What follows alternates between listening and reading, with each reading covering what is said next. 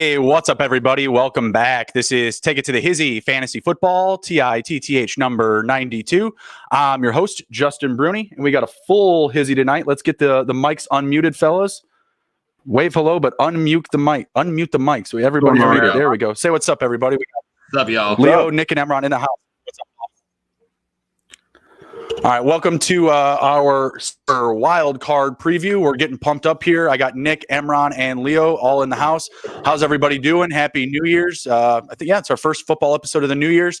How's everybody's New Year's resolutions going so far? Anybody still on the steady path here?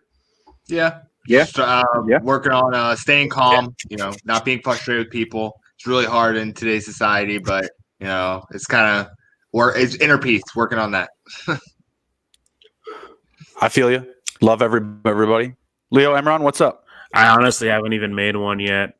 So technically I haven't broken it yet because it doesn't exist. Yes. So I think I'm doing good. Yes. It's a loophole, but taking advantage of it. I like it. How about you, Leo? What's going on, man? I'm basically working on staying patient and not worrying so much about things, just letting it flow. And, I thought of, instead of making New Year's resolutions, you make a solution for the resolution. Ooh. So I like it. That's something that I'm thinking of. I like where your head's at. Right now, our heads are in Super Wild Card weekend here. We got 6 games on the books, first time ever. Emron dropped his best bets and picks. Be sure to check that out at tothehi.com. Before we get started, be sure to like, subscribe to the channel at youtube.com/take it to the Hizzy. Going to jump in with our player updates here really quickly. Some guys that are in and out of practice. I expect honestly all these guys to play, but I think it's good to know for DFS, some guys that are coming back. So really quickly here, Willie Snead was limited in practice with his ankle. He's coming back, missed week 17. Cam Akers carrying no injury designation into the playoffs. That's going to be solid. I'm firing him up definitely in DFS. Jared Goff, questionable. Looks like he's going to wind up playing, in my opinion. I don't know what you guys think. We'll get to it with the game preview here. Mike Evans going to be a game time decision with the knee issue, but again, he looks like he's going to play. Allen Robinson, another guy not practicing but should play. Juju, same thing. Cole Beasley, same. Alex Smith, that's a different situation. It looks like those guys are going to share reps, Taylor Heineke and Alex Smith, if Alex Smith can't play the whole game, which doesn't sound like he's going to. Stephon Diggs, another high-end wide receiver that's not practicing, pretty much rest. Really no issue there. Cooper Kupp, activated from the COVID list. He's going to be good to go this week. Going to be needing him for sure, whatever quarterback is there. And Michael Thomas returning to practice from the IR for the New Orleans Saints. Before we jump into the game previews, we got some quarterback talk, guys. What are you thinking about Carson Wentz, Deshaun Watson, and Ryan Fitzpatrick potentially being on the move here? Wentz demanding for a trade. Watson potentially could be demanding for a trade. Fitzpatrick says he's not coming back to the Dolphins. We got a little bit of a carousel here. I'll kick it to Nick first here. Nick, do you think Carson Wentz is a Philadelphia Eagle in 2021, the end of this year? No. I heard that the Colts are actually the big place for him because he has a relationship with Frank Reich. They do have weapons and they do have a younger weapon. And then Jonathan Taylor came on really strong at the end. I'm really glad he figured it out. So I definitely think that Carson Wentz was not going to end up being a Philadelphia Eagle next year at all. We got Cam Cameron in the house. Cam Khan, in the house. He's just shouting out his brother for helping him land his parlay. Yeah, he was all that. Yeah, it was exciting watching the games with him. It was the Raiders game. He had the Raiders to win outright, and then the way that game ended with the 2-point conversion and the missed field goal. Those are always fun. And shout out to P2W Fantasy who digs the hat. Go Bears. So kind of go with the quarterback. Right on. I think from the most obvious, I think Fitzpatrick, he showed all of us. I think we were all pretty public where he was just killing it this year. Like that guy is like an ageless wonder. He was awesome. Dolphins are probably playing this weekend, right? If he never gets benched because he never did anything. So he's got lots of left in the tank, and there's going to be a lot of teams that I think could use him. With the Steelers, depending on what happens with Big Ben, our Bears, depending on what happens if they want to pay Mitch or not. You could go up and down. The football team, right? Is Alex Smith going to retire? Like some of these teams that are playing this weekend. So I think he's definitely gonna find a new home. Carson Wentz, I feel like that's almost certain that he's gone. We've heard reports that he's after a trade. They drafted Hurts. That offense looks better with Hurts. I think Carson Wentz is the leak. There's a ton of locker room information just flooding out of there. If it's not Wentz, it's Ertz. Like I don't know who it is. I think they're both gone actually. Oh yeah, I think I agree. And I agree with Nick that I think it's going to be Indy where he goes. They have the cap space. And Carson Wentz, when he had that when they won the Super Bowl, when he got injured, before he got injured, he was on his way to winning the MVP that season. And his offensive coordinator, which a lot of people don't give him credit for, was Frank Reich. He just hasn't been the same since he's been gone. So, and Indy's got some weapons and a good offensive line. So I think that's a good fit. And then the Deshaun Watson one, if Houston trades him, they need to be kicked out of the NFL. Every team, didn't they just hire Nick Caserio, the GM from the Patriots? Patriots. I mean, I was reading it. Yeah, I was seeing reports on Twitter like it may be the biggest haul, like if someone needs to get him. But honestly, like if you look at teams that are franchise quarterback starved, like if the Texans said, "We'll give you Watson, you give us your next 4 first-round picks," I honestly wouldn't flinch. Yeah, but is that's not going to happen though? That deal is just not. There's no way they can trade him because he's the whole reason to go to that team. Like that's the reason he would be the head coach of that team because they have a franchise quarterback. If he's gone, I mean, even if you get the picks, it doesn't matter because you already traded a lot of picks away. So it's not like you're accumulating picks; you're just breaking even. So I mean, if he gets traded, man, that would be one of the that's like how to kill a franchise 101. Yeah, I don't see Watson getting moved. I do think Wentz is going to find a new home. I agree with Nick. You know, the Colts seem like the most suitable location for him to land. I could think of plenty of other places that are going to need a quarterback next year, but you know, the cap situation is just not going to work out. And I honestly, you know, the Colts are going to have to fork something up still to clear some space for Wentz. So, what do you think, Leo? What do you think about to Fitz and Watson specifically? Or I'm sorry, Watson and Wentz specifically. Well, as far as Watson, I agree with Emron. I don't see them trading him. I really don't. I mean, if you trade him and you get a haul of draft picks, yes, that's awesome. But you're getting a coach in there, and it's Deshaun Watson. You know, Deshaun Watson is he's the face of the Texans now. So well, I have to imagine J.J. Watt's going to be on his way out the door too. Yeah. So as Leo was talking, my phone buzzed, so I looked down. So as we're talking about Watson, it's related. So the reports just came out, and I don't know who leaked this. Maybe it was Watson, but he was upset with the GM hire and the whole GM process. Adam Schefter reports they didn't consider the candidates because he was involved in the GM process and their head coach process. So they didn't go through his candidates. So yikes! All right then. Maybe we're on the outs here. I just don't. I mean, you have to get a first pick for Watson, and maybe there's some teams that are willing to divvy it up, but I just don't see it. I feel like they're going to want more than what's going to be offered. And I just can't see him being moved. You know, with Fitz, I mean, he'll have the pick of the litter. You know, in comparison to these two here, the Wentz and Watson situations are so more unique because they have to be traded. You know what I mean? And I just can't see a team being able to offer that up. Like I honestly, I don't want my Bears to give up 4 first-round picks for Watson. I don't want to see that. I've seen the Bears draft talent that's serviceable, and I feel like those first-round picks, like we just haven't had them. I want to keep those for a while. So what if you're the Dolphins, Justin? You give up Tua and your 2 first-round picks this year. You get Watson. Would you do it? If I'm the Dolphins, first 2 rounds for this season, Tua and their 2 first-round picks. No. I mean, I don't like Tua, so sure. I mean, Tua is not the answer. Tua is not the answer in my opinion. But what I think is more likely, maybe like if Watson was to move, let's say we're on that train. What about like the 49ers trading Garoppolo for him and some picks? Oh, Garoppolo's trash. Well, I'm just. I mean, obviously, but Nick Caserio has a history with him, doesn't he? Was he not the GM that drafted him? With Belichick? He was involved in that decision, but you'd still need to give up a lot more than that. Like you're still talking like multiples. But you're talking some dollar value though, because Garoppolo's making some cash. He's got some solid cheddar under his cap. So I feel like you could match up some numbers there. You're not giving away 2 first-round picks. Maybe it's Garoppolo 1 and a 4th or something like that. Like those are the deals you could see happening. But yeah. You don't like it? I mean, if Jamal Adams is going for 2 first-round picks, I think the quarterback's going to go for that, like Watson. But DeAndre Hopkins didn't. Yeah, that's the thing. Well, it is the Texans trading, so you got a point there. It's not going to be Bob though at the helm. Yeah. All All right. Well, let's jump into some of the game previews here. First one up. What do you got, Emron?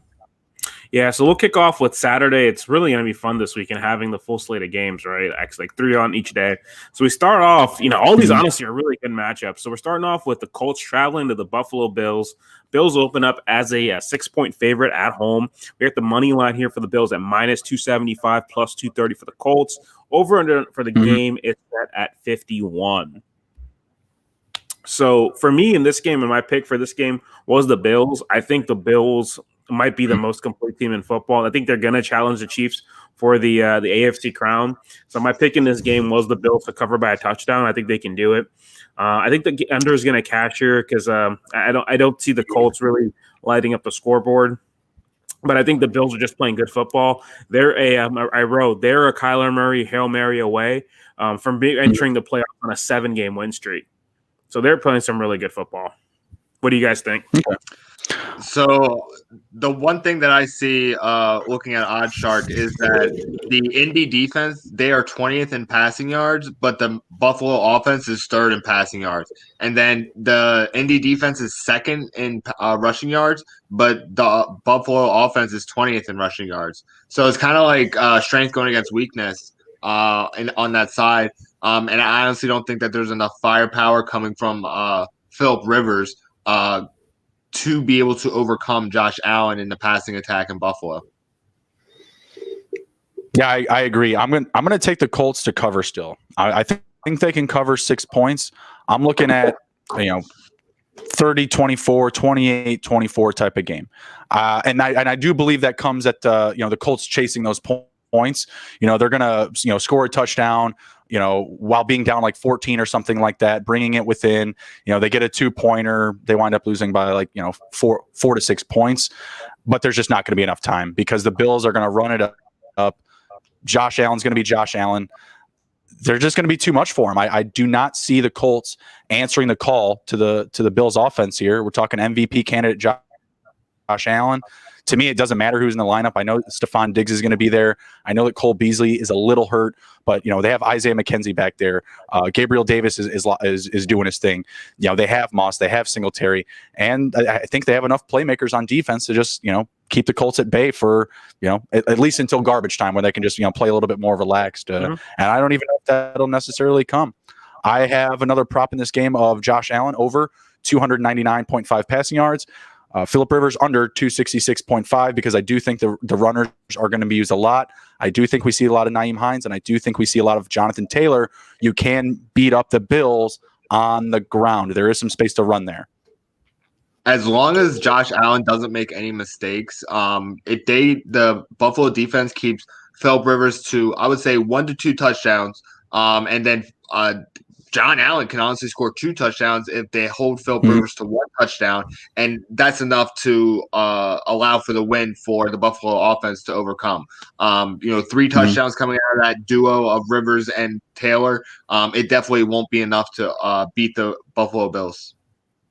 Yeah, Colts, they've had a good year. They've been solid at definitely on defensively, right? Offensive, it's kind of been hit or miss. I mean, I thought they were going to bury the Steelers that first half of that game. What happened? What they showed us in the second half just doesn't show us, like this team's prepared for playoff football. And getting the Bills on the docket, it's just not a friendly matchup, but obviously to come in. Leo, do the Colts have to upset here? Could you take the money line pick at plus 237 or plus 230, whatever you guys are getting? I don't think the Colts have enough to upset the Bills. I think the Bills are going to beat the Colts. And just like Emron said, I think the Bills is the most complete team in football right now. Like they're legit. They are legit. Josh Allen is playing legit. Stephon Diggs is amazing. I got the Bills to win. Yeah, MVP candidate, Coach of the Year candidate, and McDermott. All things are great for the Bills right now. They're going to be there in the FC Championship, I believe, with the Chiefs. I think that's what we're going to be seeing. potentially better game than the Super Bowl. Who knows? Sometimes that happens with the next one. AFC and NFC championship game. So, yeah. Classic Colts and Patriots AFC championships. Like every year. Or the Ravens and the Denver Broncos the last year that Manning went. Yeah. That was a good game. Yeah. Or any year Big Ben's in there. Anytime the Steelers are up in there. Yeah. They've had those years as well. See what we got opinion. What's the next matchup, Emron? We got the Rams are traveling to Seattle, take on the Seahawks. The line for the game has the Rams as 3-point underdogs, plus 50 on the plus 150 on the money line for the Rams. The Seahawks are minus 170. Over under for the game is 742. Ooh, interesting. I like the over there. This is weird. I'm seeing that the Rams are like the number one passing defense in the league. Kind of unexpected considering like their record and stuff like that, but they do have Jalen Ramsey, who's there. And Seattle's offense is only 15th ranked for passing yards, so that's kind of shocking considering the weapons. But they do have a lot of struggles, so they are a streaky team. So if the Rams catch them on a hot day, then that number one defense might not be enough to hold back DK and Tyler Lockett and Russ Unlimited. But if they're off, then they'll be fine. So I think that the Rams are going to win this game. I see that Seattle. There's just not enough. I don't see enough consistency, and I didn't see enough like firepower coming into the playoffs for me to be like, oh man, I'm definitely going to take Seattle to maybe challenge for a spot in the NFC championship game. But no, I think that they're just kind of sneaking into the playoffs, and I think they're going to get beat by the Rams. What do you think, Emron? I'm going with the Seahawks because in this game, like we were talking about with Goff, if he's playing with a busted up thumb, so he's not going to be healthy. And if he doesn't play, it's John Wolford. And I don't know how I feel about John Wolford leading in the Rams into the playoffs. The Seahawks, it's kind of like it's a tale of two seasons, right? Starting in the beginning of the year, their offense was high flying, putting up a ton of points, putting up a ton of yards, but their defense was garbage, right? Their defense was getting scored on by everybody. And the last half of the season, it's kind of been a shift. Like Nick mentioned, I was surprised that they were only 15th in passing. I thought they would be a little bit higher, but they kind of came into the middle of the pack because they started running more. Their offense changed. But the last 5 weeks, their defense finished on a strong note. I mean, the competition did help with that. They're not playing the best teams, but the defense has been showing some improvement. Jamal Adams looks healthy. So I think this is going to be a good matchup. I think it's going to be close because Sean McVay is just a really good coach. He proved that last week, playing under man. But I don't think I think if they were fully healthy, I think they might be able to pull the upset off. But I think this is going to be Seattle winning a close game. I agree. I have Seattle winning. I am kind of shocked that you're picking the Rams to win, Nick, with the potential quarterback issue there. To me, there's just too much uncertainty for a playoff game. But I don't necessarily want to take the spread on either side. I just want to pick a winner here. Yeah, because I could see Seattle winning by 7-10, and honestly, if Seattle's defense plays like they did in the first half, I could see the Rams winning by 7-10. To me, it's going to be a close game. I like the over, and I like the Seahawks money line here. I'm also seeing.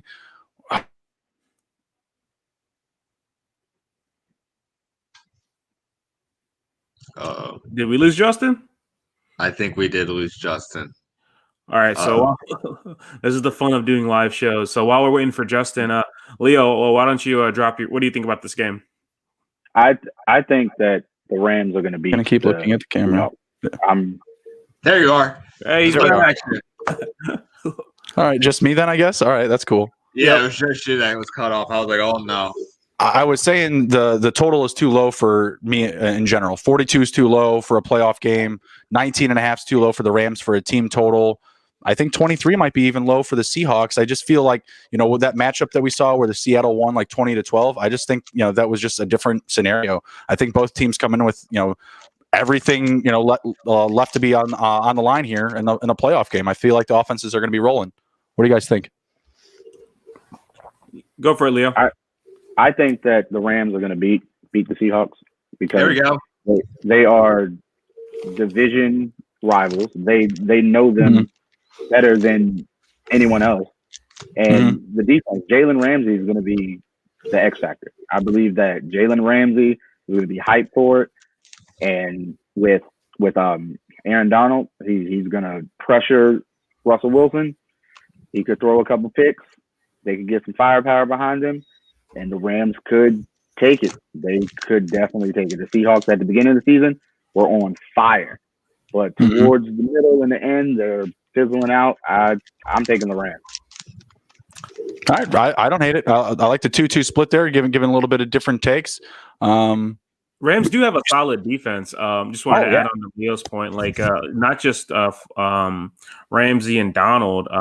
Leonard Floyd, he hit 10.5 sacks on the year in his first year. The defensive coordinator, Brandon Stanley, he's getting some love for head coaching interviews from some places. So that defense, that was the reason they won last week too. They had a safety and a pick six, which ended up being the difference in that game against the Cardinals. So that's why I think they're going to take it close. But this is going to be a fun game to watch. This is what we want in playoff football, right? A bunch of close matchups, and games are going to keep you on the edge of your seat.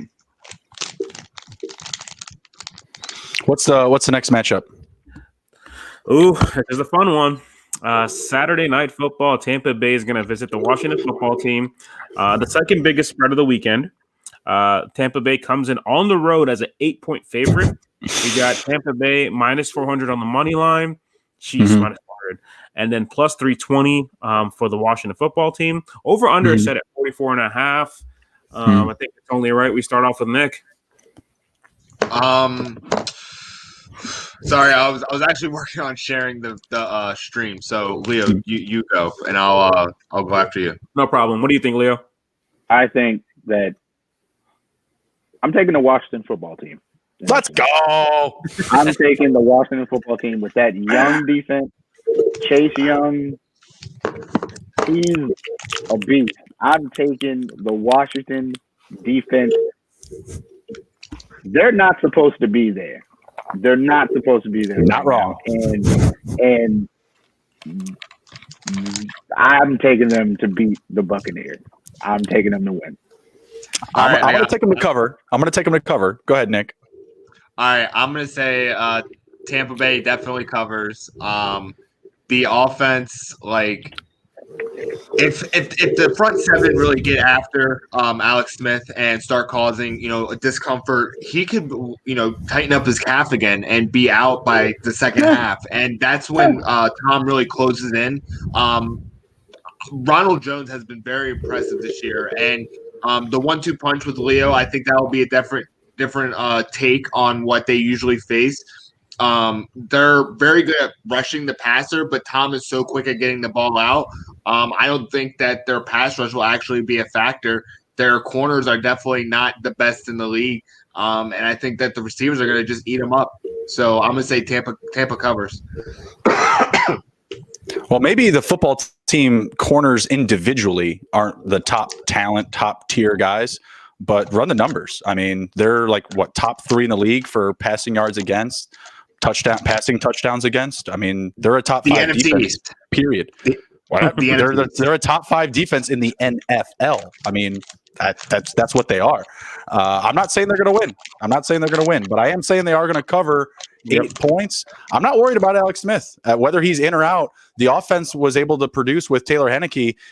Ron Rivera's familiar with him. Taylor Heineke's taking all of the snaps this week. He's taking 80% of the snaps this week.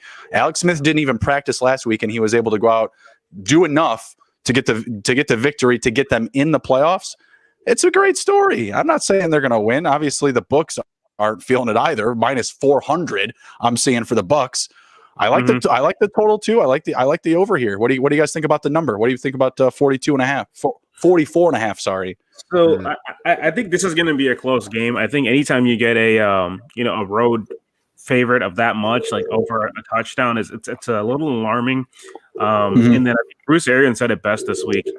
He said, they asked him, like, how do you feel about being an 11-5 football team going to visit a 7-9 football team, right? And he corrected the reporter. He said they're not 7-9; they're 5-1 with Alex Smith. He's like, we're not playing Dwayne Haskins. He's like, we're not playing that. That team started 2-7. They've been 5-1 since, or 5-2 since, I should say, and 5-1 on Alex Smith starts. So this team, obviously, they play well behind Alex Smith, right? They have weapons on that team, right? Logan Thomas had a big year. Terry McLaurin's a stud. Antonio Gibson looks like he's going to be a stud.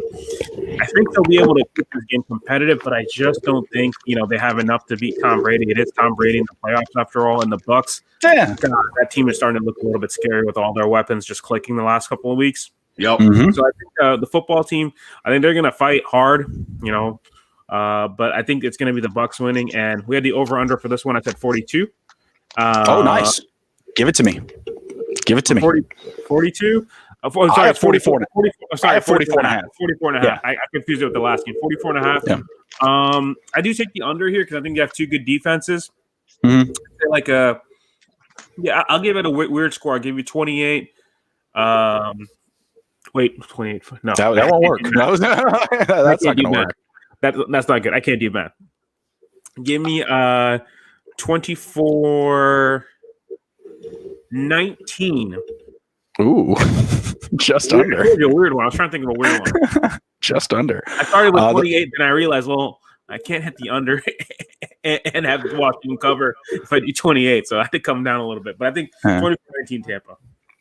I mean, oh, go ahead. Go ahead, Nick. No, go ahead. I see against Tampa Bay in the playoffs, I see Washington really struggle to get like 13 points. I just don't see enough coming out of Washington. Yeah, they have Antonio Gibson, but their line has holes everywhere. That's what J.D. McKissic's for. 18 catches. Let's go, or whatever. 18 targets. Okay, so they've done that for the past 5 weeks. They pretty much understand that they're probably gonna have to put a spy on J.D. McKissic when he's on the field to make sure that they have someone containing him at least. That playbook has been seen. I think Alex Smith is a great leader. I think he gives a little bit of extra juice that you can't quantify easily by numbers. But I heard that too. I still think that he's gonna beat Washington. This is his last hurrah too, or maybe a couple more years, but he definitely wants to prove right away that he's okay. Well, I'm sure he wants to host a Super Bowl in Tampa, right? I'm sure all of them are very motivated, right? And they've got all the talent to do it. None of us are saying that the football team's going to win except for Leo. he's the one that called the win, and I appreciate it. I'm all with it, but I'm just going to take him to cover 8 points. I think it's going to be a good game. I think it'll be a close game, and I'm going to take the over. If you guys want to go over your over under picks, or we can move on to the next one. Under. 44 and a half. What are you thinking? Defensive struggle or high scoring? I think it's a defensive struggle. All right. Not high. You're riding on that under train. Pounding the under. All right. Going on to the Sunday games. What do we got, Imran? So opening off Sunday with a fun match. We got the Titans versus the Ravens. So the Ravens are coming to Tennessee. Tennessee is going to be also a home underdog. Even though they've beaten the Ravens the last 2 times, they're the home underdog, plus 3.5, plus 163 on the money line. The Ravens are minus 183 on the money line. Over under for this game is the largest of the weekend at 54.5. Wow, indeed. I don't see that much offense coming from Baltimore. They've been struggling really bad, and Vrabel beat them last year. Or was it? Yeah, it was last year, I think. And this year. Last year and this year. Beat him. He has the playbook on Lamar Jackson, and with the offensive coordinator, I forgot, Greg Roman, he cutting off half the playbook for Lamar Jackson. I just see struggle bus coming for Lamar Jackson this year.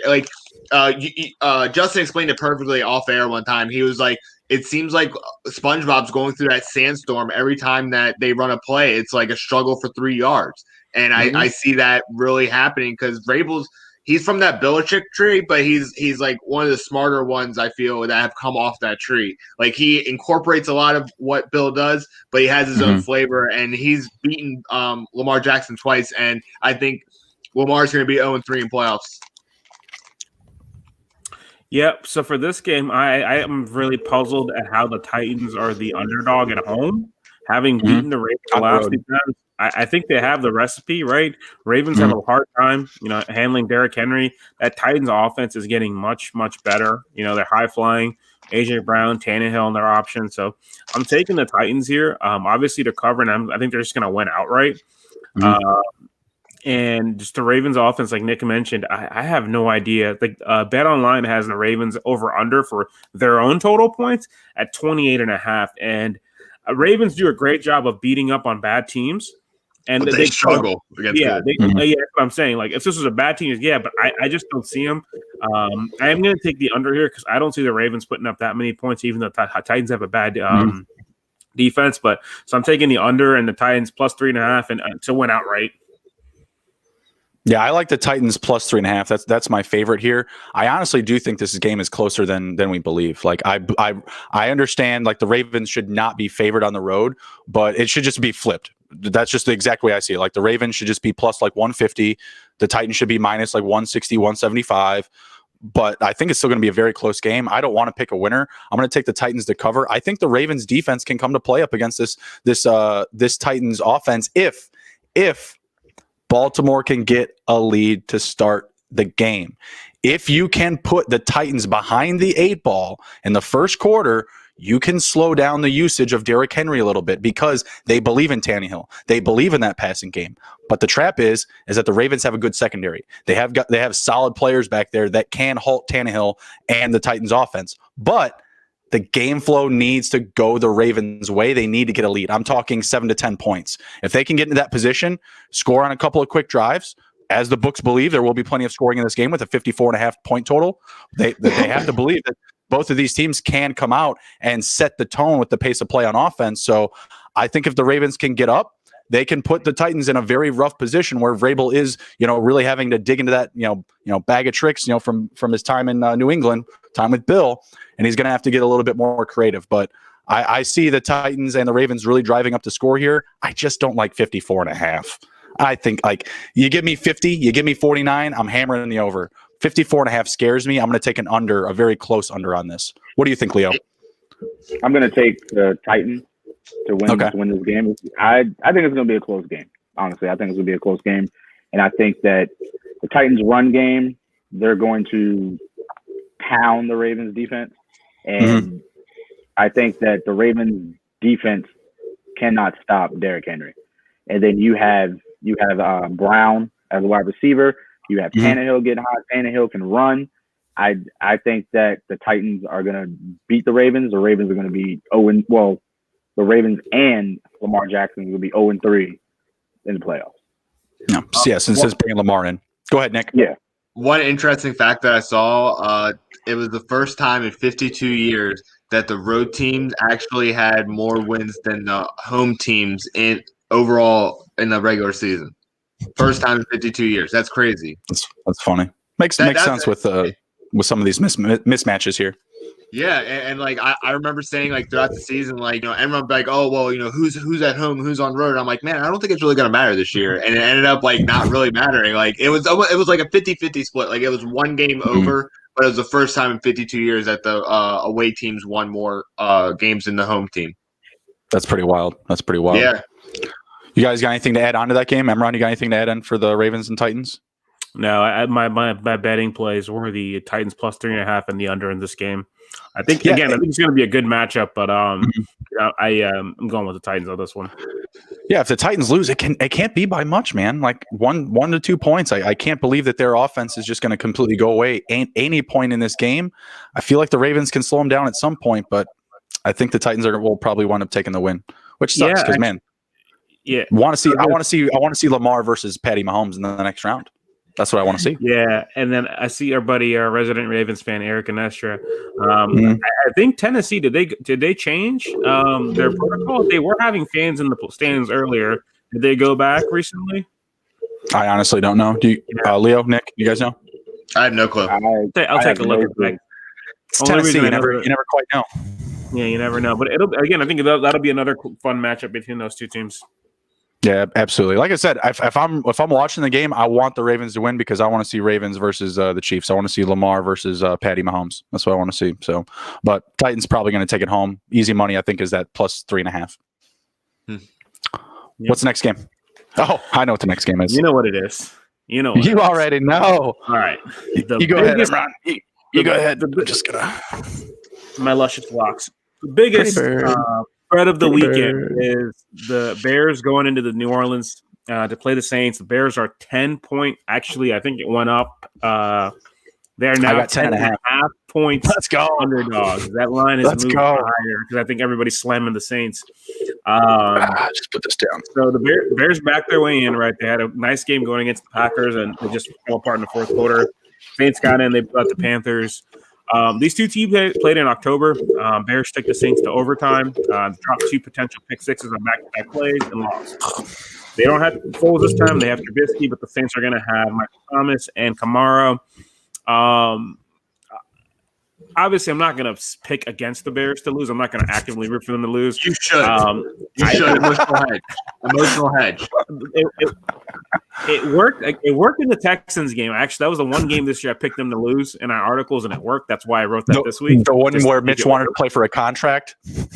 Yeah, I think that's what I put. But all jokes aside, last week they had an awesome game plan against the Packers, and it actually was working. Right, they ran the ball, they kept the ball away from Rodgers. And they finished the game, I think, with 10 minutes more possession of the ball than the Packers, which is insane. But the problem they had was down to the red zone, and they kept kicking field goals. And you cannot do that against elite teams because that's how you lose. And they dropped 3 interceptions in that game. I think they're going to try a similar game plan here this week, but it's the playoffs. I really need to see, a complete game from Nagy and Trubisky. I really want to see them win, but I think for that to happen, they got to open it up more. They got to take some more chances, and they got to convert in the red zone. Saints defense and the red zone defense is 29th ranked, so their opportunities are going to be there. It's really weird to say this. I never thought I would say this, but going into a playoff game.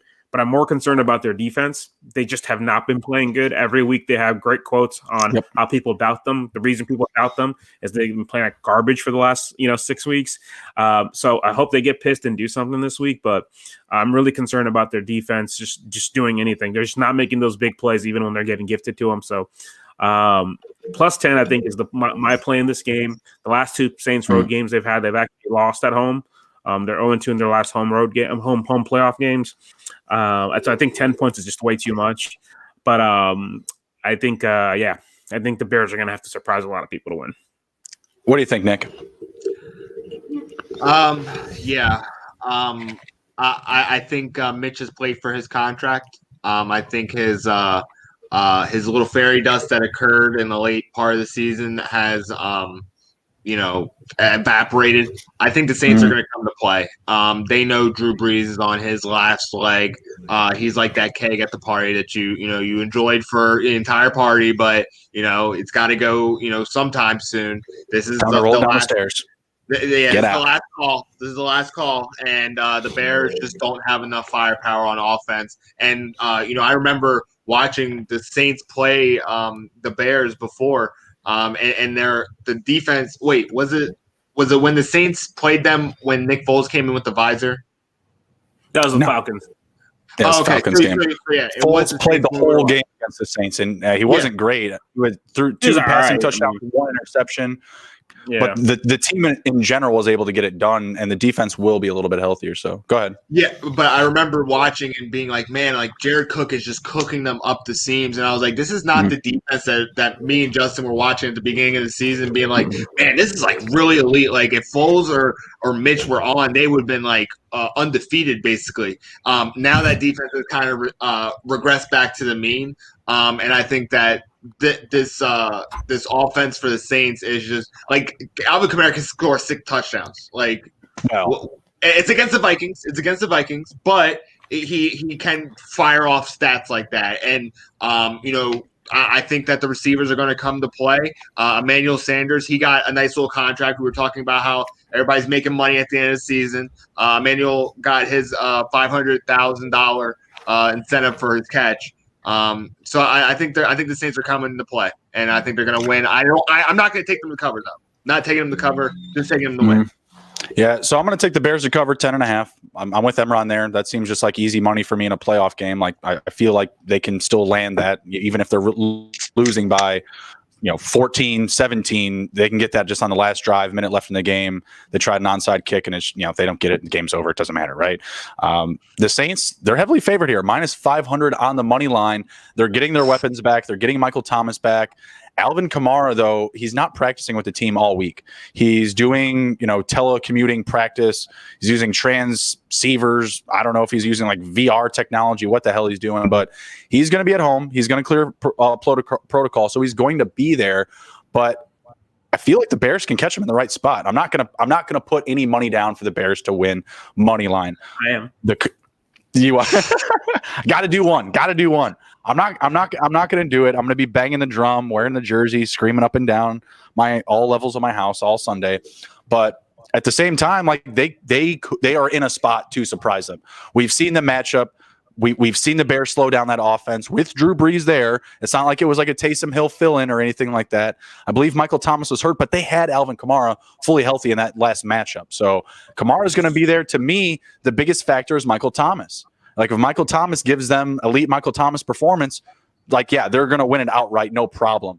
But if he's not there, if he's not giving them 100%, which I'm not necessarily saying he's gonna, Bears are going to be in this the whole way through. So they could pull out a sneaky win at the end. I don't like the over here. 47. I'm going to take the under. Bears cover. Saints barely win. I'm saying barely win. What do you think, Leo? I got the Saints winning. I have them flat out winning. I think the Saints have too many weapons for the Bears. They have Alvin Kamara, Michael Thomas, if he's going to play. Taysom Hill, he's a beast. Drew Brees. Is this his last year? Does he want to go out with a bang? I got the Saints beating the Bears. I hear it. What do you think about the total, Nick and Emron? What's the total? 47. 47. I'm gonna say the under. I mean, it could be like 30-17. I could definitely see that occurring. Saints, but that's a little high for enough offensive output on both ends. I see definitely offense coming out of Saints end, but it's really questionable coming out of the Bears end, even though that it's been coming on at the end of the season, but that was for the playoff push and for Mitch's contract. So, yeah. I think Mitch will get a good pay grade if he does well. Go ahead, Emron. Yeah. I was going to say, I'm going to go with the under in this game as well. And then, we've been talking about the Saints weapon. There's two injuries for the Bears side that are going to be pretty significant in this game. One's going to be Roquan Smith. He had a nasty elbow injury. He's been playing at an all-pro level this year. If he's not playing, that is going to be bad for the Bears because as soon as he got hurt, they got exploited by Green Bay. And I think if he's not playing, the Saints are going to do the same thing with Kamara and cook up the seam. And with Jalen Johnson, their corner, the rookie corner, who's been promising. He's been out for about a month. So if Thomas is playing, I don't know what's going to happen there. And then on offense, Darnell Mooney, who had a career game last week with 11 catches, he's their speedster. If he's out, that's just, they got a lot of going against them. And then missing those three guys, I think that's going to be worrisome as well. But, I mean, they have David Montgomery, who's been playing like a monster the last 6 weeks. But I think those are going to be some really hard injuries for them to overcome. Talking about Darnell Mooney, I pulled his rookie card. So nice. I pulled his rookie card when I got football cards for Christmas for myself. So yeah, I was like, oh, I should definitely let Emron know. And I was like, a perfect little segue. Nice. Donnie's in the chat. He's asking, do you think having home field advantage will affect anything this playoff go around? No. What is the? Yes. There you go. but I'm going to say yes as well. I think it's not because of the fans, though. I think it's the elements. So if you have your teams, whoever has to go. So, for example, even though we all know the Saints are going to lose this weekend, if the Saints have to go to Green Bay, that's going to be a problem. They're a dome team. They're going to Lambeau at the end of January. They're going to have a problem. Tampa, Tom's used to it. The rest of the team isn't. I think for the teams that play in the elements, depending on who it is. But for example, if it's Buffalo and the Chiefs, that really does not matter, right? They both play outdoors in the cold. But I think certain matchups, I think that can matter. And for the stadiums that are allowing fans, it's really not that many. Like Buffalo's going to have like 7,000, right? It's like 10%? Is there like a 70,000 stadium? So I think elements more than anything, for me at least. I Makes agree. sense. What do you think, Leo? Home field I going to think matter? that I think it will matter. I think it will matter. I think that, because just like Emron said, if you're a dome team, let's say if the Colts have to go to To Buffalo. Buffalo, Mhm. there's, they're a dome team and they're not used to the cold. Phillip Rivers played in Los Angeles, San Diego. San Diego. Mhm. So, Even worse. even Nice and so cozy. it's hot. Then he has to go to Buffalo where it's below zero. Right. I think it does matter. I think it does matter. I hear you. All right, let's jump into the last game. We get the Browns and the Steelers. Thanks for asking that, Donnie. Appreciate you, sir. Hopefully you're doing well this evening. All right. Our last game of the weekend. Man, there are some storylines in this one. The Browns are 6-point underdogs going to the road, going into Pittsburgh. They just played last week. Mhm. Browns are plus 220 on the money line. Steelers are minus 260 on the money line. We got your over-under is set at 47 even. What do you got, Justin? What are you thinking? I feel like the Steelers are going to cover 6. I feel like they're going to blow them out. I feel like Ben and the offense is going to be passing a ton because they can't run the ball. They just can't run the ball. I think the game plan for the Steelers is going to be come out, throw. Give me all of Deontay Johnson, DFS, Chase Claypool, DFS, Juju. He's a little bit beat up. I think the Steelers win outright, and I think I am comfortable enough to say that they do cover. Just that total of 47 points. I just don't know if the Browns do their part. What do you guys think? What's the money line number for the Browns? Plus 260. 220. Oh, I got 220. I may have reversed it. Yeah, you're right. It's plus 220. It's minus 260 for the Steelers. Okay, yeah. Mhm. Give me the Browns upsetting. I think that even though the Browns beat them and they were on their second string, I Barely think beat 'em. that barely beat them. I think that the Browns are coming with a little bit of energy, and I think that they're going to pull the upset. I'm going to say that this is going to be my one upset of the week because it's so crazy. Like Dallas should not have hung with Pittsburgh, and they were at full strength. And I'm going to say that the Browns are going to surprise them. What do you think, Leo? I think Pittsburgh is going to beat them, just like Justin said.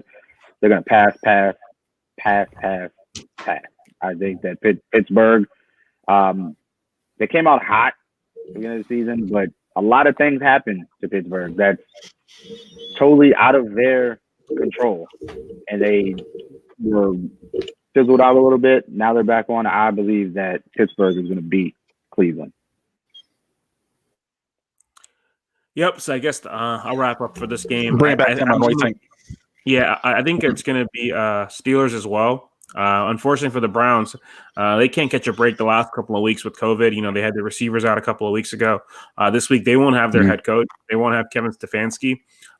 So that's really, I know I make a lot of Browns jokes all season, but it's a really shitty situation, as Odell Beckham would say. Yeah. I couldn't help myself, but it's but it does suck going into a big playoff game, right? Your first playoff game in almost 20 years. Not having your head coach after that emotional win last week. They just unfortunately they also don't match up well against the Steelers. First time they played them at full strength, Steelers kicked their ass. Last week the Steelers sat a lot of key starters. They're a 2-point Mason Rudolph 2-point conversion away from tying that game, which is a little bit concerning. So I got to go with the Steelers. I think the Steelers cover the number. I'll go over 47 because I just don't know what I'm going to get from the Browns to put up. It's just new play caller. There's so many changes coming into this game with that, that loss. Yeah, I don't trust the Browns to play their role in the total here, so I feel like I have to take the under, but I really just want to stay away. I like the Steelers to cover 6. I like them to win by a touchdown, by 7. And like I mentioned, Deontay Johnson, Chase Claypool, I think they're going to be DFS gold this weekend. I'm firing up Ben Roethlisberger too in my lineup for Sunday. Trying to think for Saturday because I know FanDuel is doing 2 separate ones. I think I'm just going to go straight Josh Allen on Saturday. Just do it, go with what's right. Yeah. All right, cool. We can go ahead and jump into Leo's NFL draft updates. We just want to kick it with the top 10 here first here, Leo. Okay, head updates. The top 10, Jacksonville at number 1, Trevor Lawrence. Mm-hmm. I mean, it's a lot right there, Trevor Lawrence. Keep Number it 2, simple, all right? yeah, definitely. Number 2, like I said, I still see a trade. I still see Philadelphia trading with the Jets. I know it's crazy, but I still see them trading with the Jets. Jets have a lot of money. Carson Wentz, Philadelphia, to the Jets. The Eagles get the number 2 pick. They draft the offensive tackle out of Oregon, Penny Sewell. The Jets stay at number 2. I still have the offensive tackle, Penny Sewell, going at number 2. Number 3 is the Miami Dolphins. They got the pick from the Houston Texans.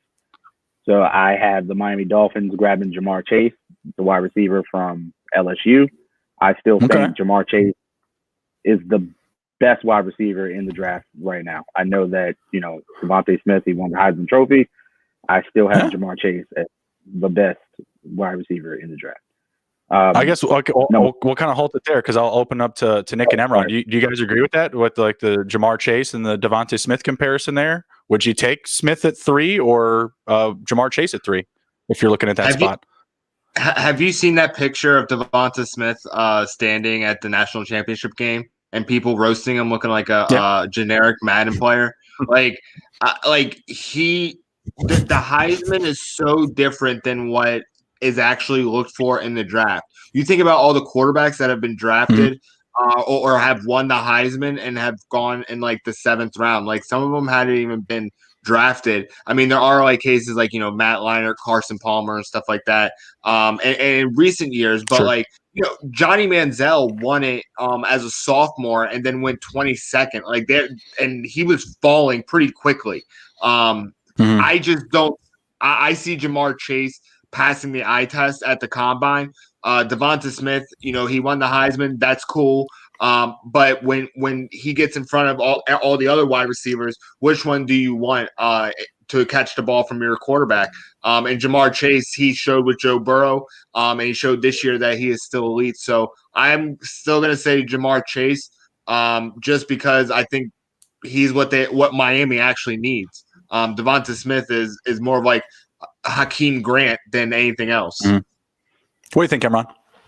I'd probably, if I'm picking through today, if you're asking me in January, probably going to go with Jamar Chase right now. Devontae Smith's going to have a pretty big opportunity to change my mind and a lot of people's mind on Monday, the national championship game. Oh my God. My brother loves Thanks, Cam. Appreciate that, sir. Johnny Manziel. But yeah, I think Jamar Chase, he was good last year, was great this year. Devontae Smith and Alabama slowly is becoming like a wide receiver factory. And the other thing you mentioned, I think that I agree with Nick on is, you can't always fall into the hype with receivers sometimes, whether it's big names coming out or Heisman trophies or what have you. Because last year, everybody was talking about us included, Henry Ruggs, Jerry Jeudy, right? CeeDee Lamb. The rookie of the year was probably might be Justin Jefferson, and the second most projected is probably Chase Claypool, right? These are guys that were outside of that. So, the production, the talent always rises to the top. So I think right now I'd go Jamar Chase, but I don't think it's like Devontae Smith would be, it's out of the question. I think it's going to be a close race for the top receiver. If you think about it, I agree with you guys. If you think about it, dang, Ian Book, he's probably going to go to like the 6th round. Yes, Donnie must know I'm a Notre Dame fan. Get really digging deep here. Maybe my Bears will take him in the 7th. But the last wide receiver to win the Heisman was Desmond Howard, and his greatest calling was actually a kick returner. So I kind of take that with a grain of salt. I don't know. I'm not buying into the hype until they actually get onto the football field of the NFL football field, because those are grown men playing that are professional players, not guys just coming out of high school, eating junk all day. It's a different game. I agree with you guys. I just thought it'd make a very good conversation with Devontae Smith just winning the Heisman. Leo, take it back. And we're at what, number 4 now? Number 4, we're at Atlanta Falcons. I have the Falcons grabbing Kyle Pitts, tight end, Florida, 6'6", 240. He's a great pass catcher, soft hands. He's explosive. He's I think the Falcons would legit have an explosive offense with Kyle Pitts. You match Kyle Pitts up with Julio Jones. You match him up with Calvin Ridley. You have Matt Ryan. I don't know how long he's going to be there, but it's a tight end. From the past two, the last tight end he had that was, he was aging was Tony Gonzalez. So, I have the Falcons grabbing Kyle Pitts at number 4. All right. Next one. You want to move on to the next one, or did you guys want to dive into that? Because it's a tight end. I mean, it for me, it kind of seems like easy pickings. I feel like right now that pick is like based on assuming that Matt Ryan is still there. I don't think Matt Ryan is going to be there. I mean, if anything, if I was like the new GM, I'd be keeping Julio. I would not keep Matt Ryan. I would try and make a move for, maybe Zach Wilson, or Trey Lance even. I think that those guys fit more of the game now, and Matt Ryan is just, kind of on his way out. But I would keep Julio Jones, man. That's what I would want. But yeah, that's tight end is kind of easy pickings because we don't really know what they're going to be moving right now. So what do you think about Kyle Pitts is, a fantastic player. He might be a top 5 talent in the draft. Like, he's just a really good football player. If you're the best player available, that may be the best pick. But I think with the Falcons, what's tricky is they basically drafted a tight end in the second round last year. They gave a second round pick to get it first. So I don't know if they would double dip so early, but it also kind of depends on the coach, on the new coach and the new GM, because most coaches and GM, what they think, this is why it's such a wild card, is that, they're like, okay, they're very egotistical, right? Like we're never going to be this bad, right? But when you're top 5 and you have an opportunity to take a potential franchise quarterback, whether that's Zach Wilson, Justin Fields, or Trey Lance, you may not want to pass it up. So I feel like there's a good chance they might take one of those quarterbacks. And then I think we could see maybe a run starting as early. Like I think it's with the trades and stuff. I would not be surprised if like the first 4 picks are all quarterbers. Yeah, I can see it easily. That would be wild. Well, to answer Tommy's question, I think top 4 is way too high for a tight end. I was trying to think who is the highest tight end like ever taken. Like Kellen Vernon Winslow. Davis was 6. Yeah, Vernon Davis was 6. Yeah, okay. Yeah. So 6. Yeah. I mean, Vernon Davis was a freak. He was a freak, and he lasted a very long time. He did. But, like, Kyle Pitts, like, 4, man, geez, like, he is very explosive, but that's way too high for a tight end. And you got to have already an established quarterback to, like, spoon feed him the ball. And it's not like he doesn't have other people around him that would be taking away from his production. So I don't see Kyle Pitts landing in Atlanta right now at 4. Yeah, I have to agree. It's really rich for the tight end position, and I feel like all the talk about Matt Ryan. I said if I could be a GM in the NFL, give me the Falcons because I can. I got some ammo. I can move Matt Ryan, get a good haul back for him, whether I even get a first round pick or not. I feel like you could get at least a second or a third, maybe a position player. I don't know, and then you just with that first pick, you fire away on the future. Just take your selection from who's ever left over. I feel like Fields could potentially go in that, those top spots there. You guys mentioned a run of quarterbacks to start. Who is that guard? Sewell? I think he's going to go in the top 3. Yeah. I think I don't see him slipping to 5. I think, if they do keep Matt Ryan and that guy's still there, then they'll probably take him. To be honest, they'll just try to build up that offensive line because the Falcons look good on defense, to be honest with you. I don't hate their defense. They've got weapons at receiver. They just got Hayden Hurst. So I see where you're coming from, Leo. Like, if you put Pitts into that lineup with Julio and Ridley and they're healthy and you got Matt Ryan there still, hey, this could be, the X factor that we need to, let Matt Ryan, fade off into the sunset or at least, make the playoffs, right? I see where your head's at there, and it would be a lot of fun, putting that together, seeing that combination of players in the field. But yeah, I think it's a little bit too high. What do you have to follow that up after the Falcons? I have the Bengals. Okay. I have them picking Gregory Rousseau, edge rusher from Miami. Okay. They traded Dunlap to the Seahawks. That's a hole that they need to fill. And I have Gregory Rousseau going to the Bengals at number 5. I like it. We can go to the next one. That one's kind of hard. Yeah, just keep rolling unless we really can fire off on one. Number 6, I have the Philadelphia Eagles grabbing Patrick Surtain Jr., cornerback from Alabama. Mm-hmm. They're super struggling at the cornerback position, and Patrick Surtain Jr. is the best cornerback in the draft, in my opinion. They do not pass up him unless they trade with the Jets, and then the Jets take that 6th pick, which, if that happens, the Jets could go quarterback. The Jets could go offensive line still. They could go anywhere with that. But I have the Eagles picking Patrick Surtain Jr.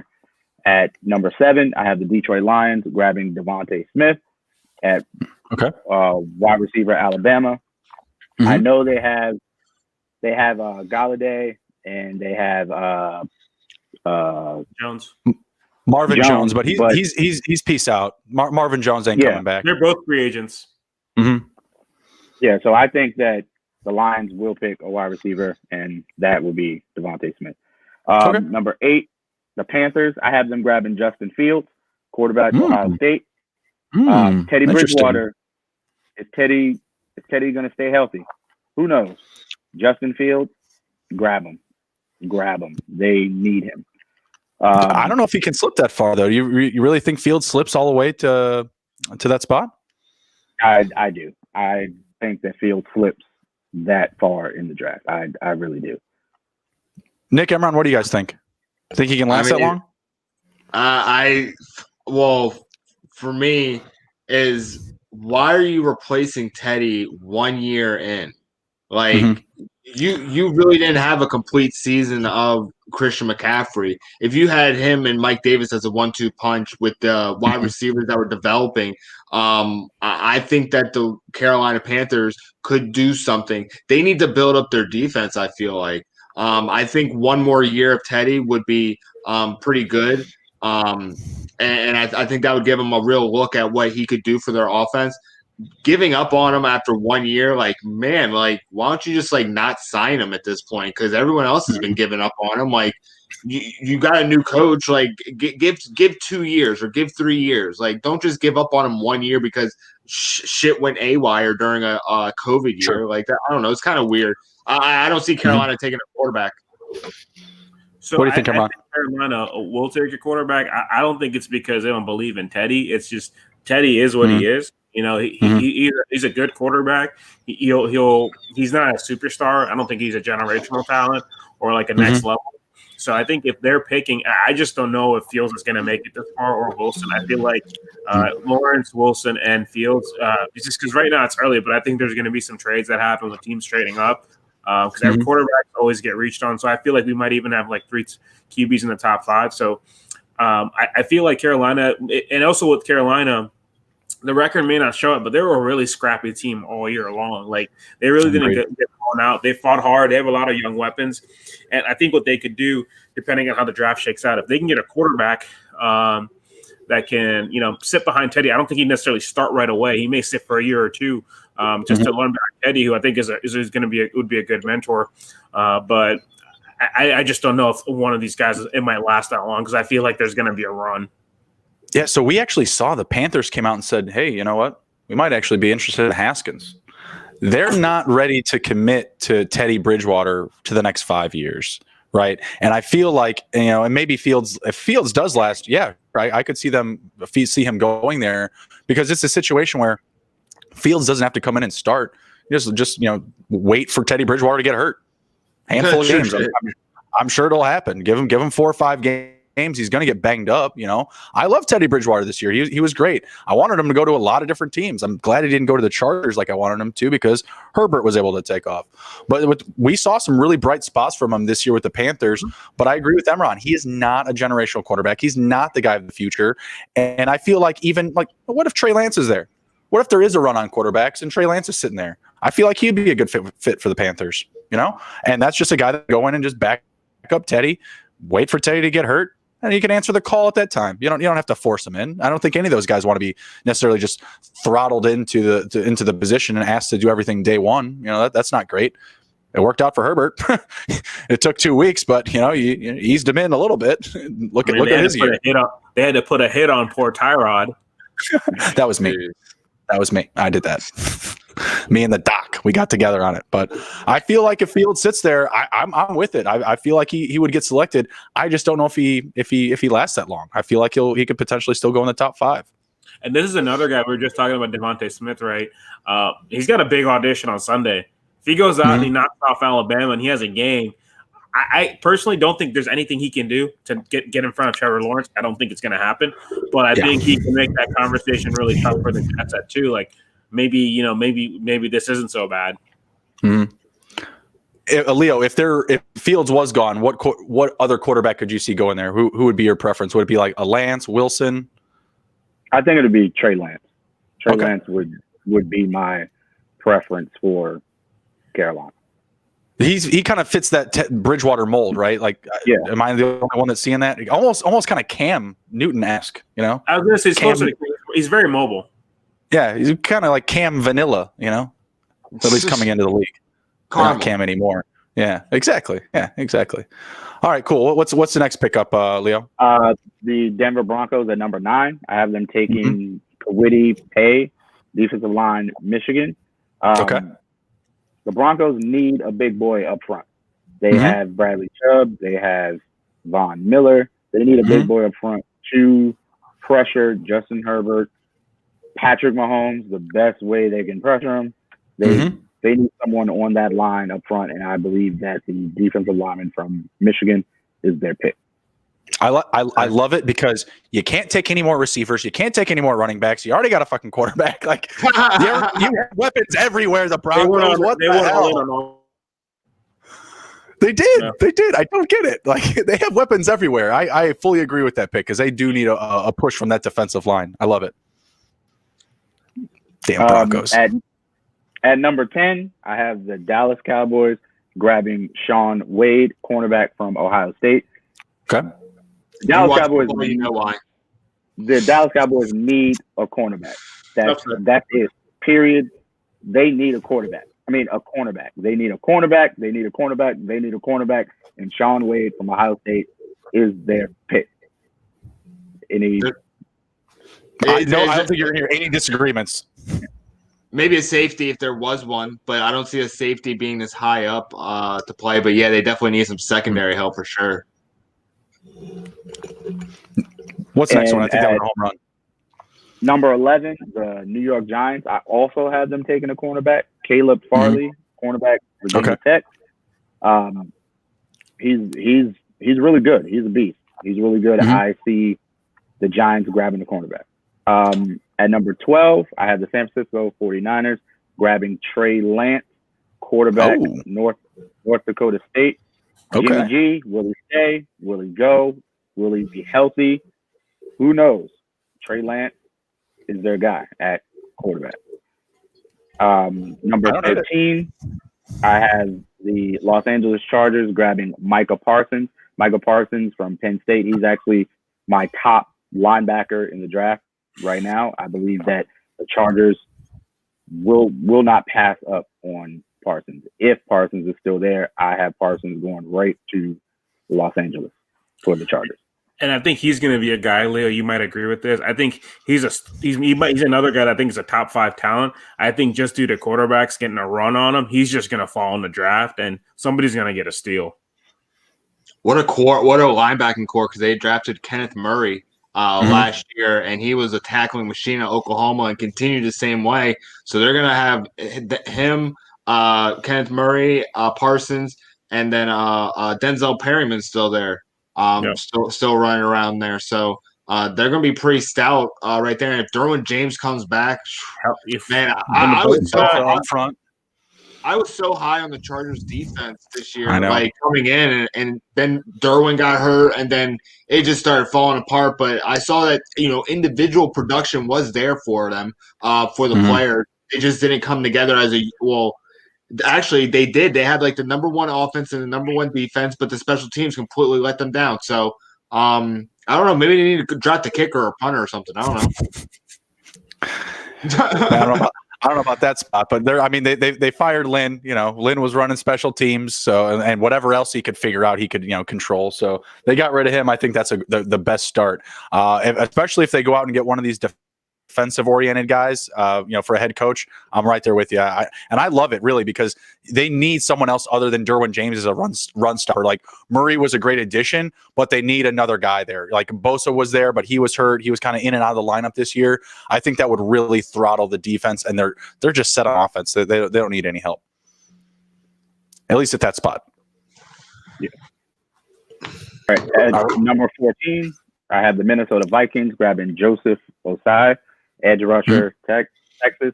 Minnesota traded, or they released Everett Griffin. The Cowboys picked him up, and the Cowboys traded him to the Lions. Then the Vikings traded for Yannick Ngakoue from the Jaguars. Then they got rid of him, put him at the Ravens. Hunter needs someone to pair up on the other side with him. So I believe that Joseph Osai, edge rusher, is their pick. Man, it sounds terrible when you put it all together.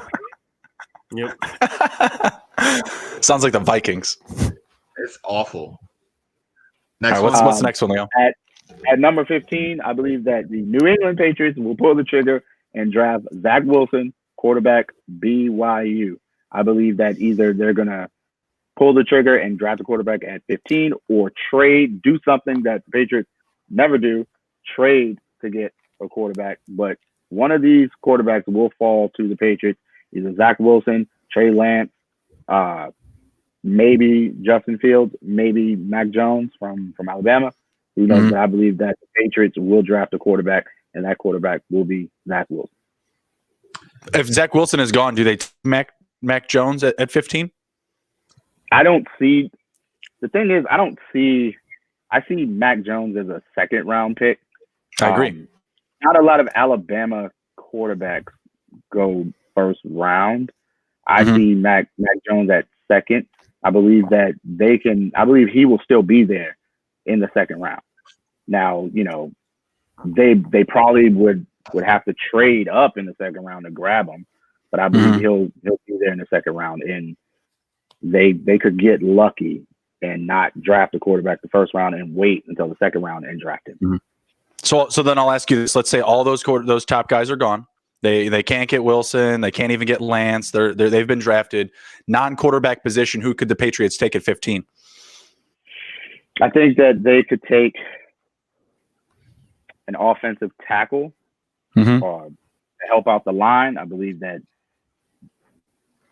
they need help on that line. So I think that they would take an offensive lineman. I'd like to see like a Vince Wilfork come back, like a defensive tackle. Someone be that big hog molly in the middle, because it's been kind of suspect up the middle a little bit, and especially without Dante Hightower being there. It's been really tough. So I would like a big hog molly in the middle to be there for them. I think this would be a good spot too if the quarterbacks are gone. This is where a guy that we talked about a little bit earlier. I think if he falls, like a Kyle Pitts, this is where his fall could stop, because that offense just needs help. One. They're like, again, I like that. It would be such a Patriots thing, right? Getting such a talented player at a spot without having to trade up, and that offense needs it. That offense is dying for weapons. You like I asked the whole question just so I could say Kyle Pitts. I should have went first. I was like, oh, that'd be great. We were talking about him at 4, like he's generational tight end. Fuck it, put him at 15. We'll put him right in the middle of the first round. Damn it.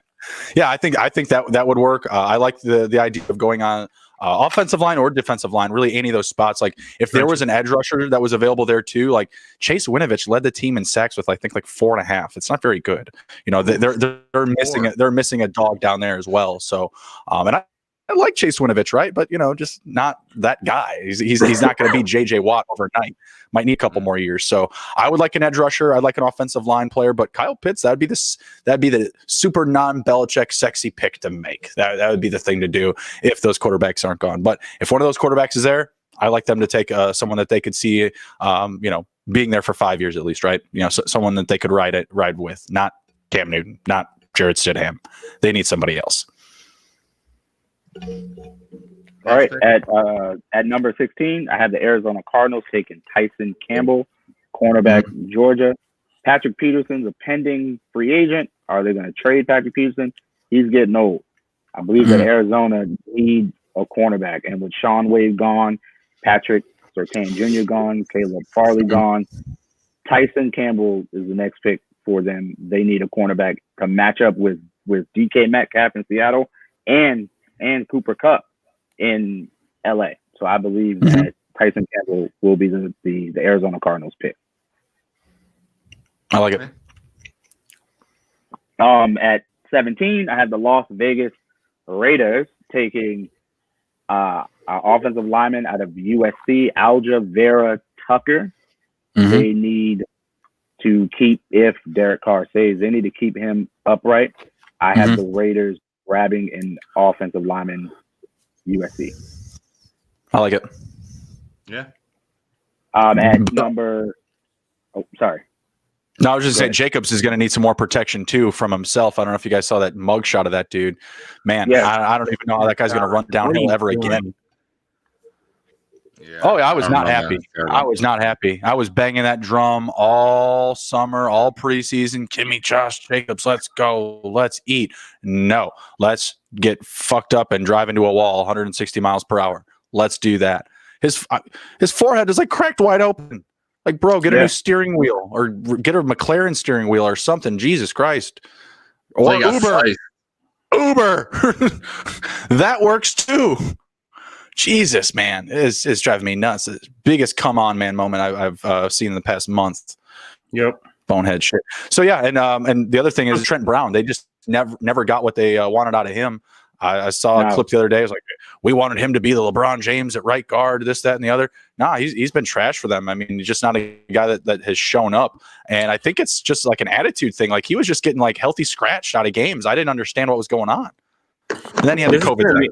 It's going to be an interesting spot, too, because Gruden's going to be entering year 3 of his 10-year contract. It's been very underwhelming and disappointing. I wonder if he does something Gruden-esque and gets aggressive. And this could be a team I see maybe making a move to try to trade up too, just because he needs to do something right. They're in Vegas. Yeah. They're the least talked about team in that division. It's just disappointing. I'm curious to see what they do too and how he handles the offseason with Mayock. Yeah, I could see a trade there as well. I agree. What's the next pick?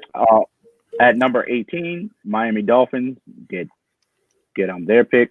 I have them picking Jalen Mayfield, offensive tackle out of Michigan. I know they drafted offensive tackle this past year's draft. They need more help to keep Tua up. If Tua is their guy, they need to keep him up, keep him healthy, keep him rolling. So I have the Dolphins grabbing an offensive tackle, Jalen Mayfield.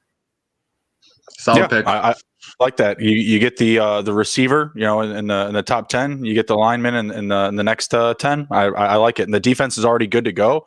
I agree. If Tua is the future, invest in him. So I like it. And with the next picks, I have them. They're all playoff teams. So I'm going to just run down through them. At number 19, the Washington football team. I have them grabbing Zavin Collins, linebacker out of Tulsa. With all these quarterbacks going off the board, I believe that Zavin Collins is the next man up for the Washington team. He was Defensive Player of the Year. Big guy. They can add some more defense on the Washington football team and make them even better. So I have the Washington football team grabbing Zavin Collins, linebacker, Tulsa. Cool. Number 20, I have the Chicago Bears. I have them grabbing Kyle Trask, quarterback. Whoa. Let's go. All right, let's talk about this. He's excited. Look at everyone's face. He's so happy. Not happy. He's not happy. Quarterback out of Florida. I know Mitchell Trubisky. I don't think he's going to stay in Chicago. Oh, no. Not Mitch. It's Kyle Trask is another guy that I think should be in like the second round. Like the way the NFL is evolving, these quarterbacks that are, purely pocket passers and don't have that mobility and that dual threat ability, all the ones that are really like that are the ones that are going to retire, right? Drew Brees, Tom Brady, Phillip Rivers, even Ben's got some wheels, right? So I just don't see that happening. Tommy, that's exactly what I was thinking of. Chicago Bears drafting a Florida quarterback in the first round. Rex is my guy. I'm not wearing that jersey today, but I wouldn't be surprised if they do go quarterback. Honestly, I just don't know what they're going to do as well. Like if they get blown out on Sunday, are they going to fire their GM and head coach? Are they going to shake it up? If there's new leadership drafting, or if Pace stays, I don't think they're going to let him take a fourth crack at a quarterback, right? So I could see this pick happening.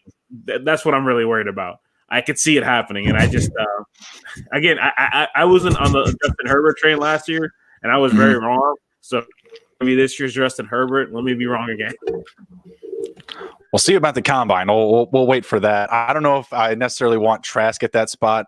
I'm trying to think of just what else I would want. I mean, realistically, I'd like one of those quarterbacks to fall there, but I don't think they do. I don't think Zach Wilson's going to fall that far. Like, not what I was thinking, maybe in September, you know what I mean? Months much farther back. Is there an offensive lineman there that they could grab? Just keep it safe. Leah, just keep it clean. Slater yet, right? Rashawn Slater? You didn't say look, Rashawn, no. He's on the board still, right? I'd take him, hometown kid from Northwestern. Yeah. What about Rashad Bateman, the wide receiver from Minnesota? He's a later pick for them, but Anthony Miller has been non-factor this year for them. I think that another weapon for them would be good, and Allen Robinson isn't happy there either. So bring another wide receiver in. He was a Big Ten Player of the Year. So I think draft is going to be really focused on the offense for them. So I think they would love to go quarterback. I think next right receiver because you might be left with. Darnell Mooney was an awesome steal last year in the 5th round, but you still need a lot more there. Komet looks like he could be somebody. So I could see a Bateman. I could see Slater.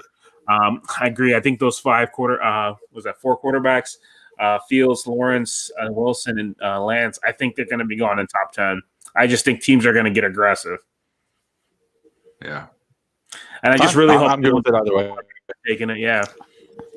Yeah, I just don't want him to reach on a Mac Jones or a Trask. I think I agree. I feel like that's going to be a reach. Yeah, maybe they could trade back. If they wanted, if that's something they wanted to do. But I think they can hold off for the 2nd round. So good stuff though. What's the next one? I have the Jacksonville Jaguars. Their pick is actually from the LA Rams from the Jalen Ramsey trade. I had them grabbing Darius Toney, wide receiver out of Florida, pair him up with Trevor Lawrence throwing to him. Trevor Lawrence needs weapons to throw to. Light it up in Jacksonville. Light it up, light it up, light it up. He could, with the potential of them having a new coach, with all the rumors going around, with their potential new coach in Florida, matches. So I take him. I love Toney. I love Kadarius Toney. I watched him at Florida. He was a freshman when he came in. When I started tracking him, and he was so electric. He was like a Percy Harvin. And then I think he got in trouble or something. It was a minor injury, and it just kind of fell out of kind of fell into the doghouse with Dan Mullen when he was there. And then finally, he finally got out and started breaking out, and now you started seeing all this explosive power that I saw in the spring games with Florida when he was a freshman. I was very impressed, so I'm glad to hear that he's got a 1st round talent still. All right, what's next? Number 22, I have the Indianapolis Colts grabbing Jalen Waddle, wide receiver from Alabama. T.Y. Hilton, aging. T.Y. Hilton might not be there. They want to get young. You have Pittman, you have Campbell. Why not plug in Jalen Waddle? Jalen Waddle can be a slot guy, fast. If they get another quarterback, who knows? Trade talks, who knows? I believe that they're going to draft wide receiver Jalen Waddle. Okay, I like it. If they somehow got Wentz, that's another place I like Kyle Pitts to fall in the 1st round if he sits for a while. Get Wentz's new Ertz. I have at 23 the Cleveland Browns grabbing Terrence Marshall Jr., wide receiver at LSU. LSU's getting possibly the best wide receiver core. You have Jamar Chase. You have last year Jefferson. You have this year Marshall, and with and with the potential of Odell Beckham trade, Mhm. who knows? I think that they're going to fill that with Terrence Marshall. Okay. I like it. Let's see. Okay, at 24, we have the Tennessee Titans. I have them grabbing Rashad Weaver, defensive end, Pittsburgh. I believe that Jadeveon Clowney is not the answer. I think that Correct. Tennessee Titans will draft a defensive end to help out with that defense. So I have the Titans drafting Rashad Weaver, defensive end, Pittsburgh. Good pick. I like that, or any top corner available. Either one's just fine for me. They need to leverage either one of those spaces. The like really heavy on the secondary or really heavy on the pass rush. Either or is just fine for me. Yeah. And if Sean Wade or Caleb Farley drop, I have them grabbing one of those two cornerbacks. Gotcha. Okay. Yeah, I like that. At 25, I have the Tampa Bay Buccaneers. They're getting Jeremiah Owusu. I cannot say his last name. He's a linebacker, Notre Dame. Mhm. Tampa Bay, Let's go. I think that they need a linebacker, and he can play safety as well. So Okay. He might be another Isaiah Simmons from the Cardinals, where he could play safety and linebacker super fast. I believe that Tampa Bay will draft him out of Notre Dame. That would add another dimension to their already stout defense. Mm-hmm. I also and at 26, I have the Baltimore Ravens grabbing Rashad Bateman, wide receiver, Minnesota. They need someone for Good pick. Lamar Jackson to throw to. Hollywood Brown is good, but Lamar Jackson needs He's a slot receiver. Go-to guy. We don't He's call him definitely- Hollywood on this network anymore.